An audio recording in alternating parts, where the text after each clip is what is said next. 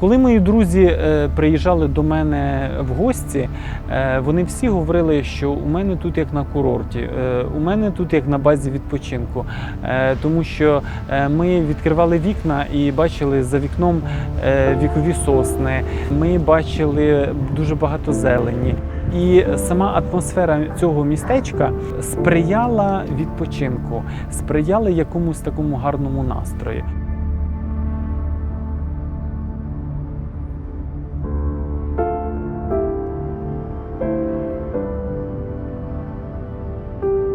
Мої враження після того, як я приїхав в Ірпінь після окупації, були дуже гнітючі.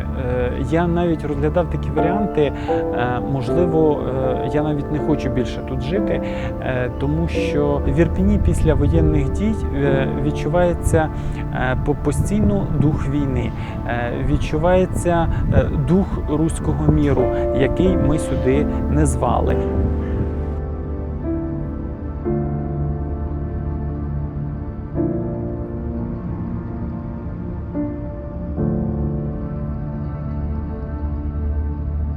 Ти бачиш згорілі будинки, ти знаєш, скільки було тут вбито людей, скільки закатовано, можливо, навіть зґвалтовано.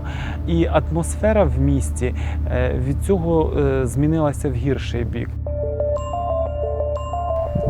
Поки тривала окупація Ірпеня, я жив на своїй роботі.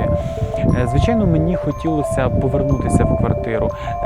Цікавило питання, можливо, вона розграбована, можливо, я не знаю, можливо, винесені всі цінні речі, можливо, що будинок не встояв, будинок навіть згорів.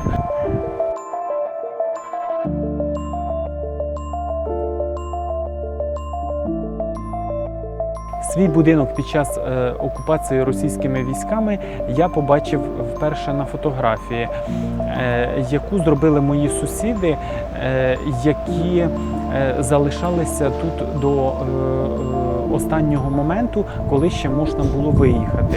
Знаєте, це таке враження, коли ти бачиш своє рідне, сплюндроване. Я тоді ще не знав, що в будинку пробитий дах, що в будинку досі лежав нерозірваний снаряд.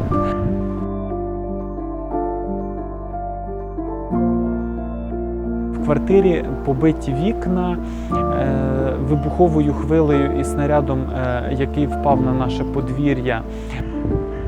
Я хочу зробити ремонт, тому що хочу змінити атмосферу своєї оселі. Свою квартиру я хочу побачити іншою.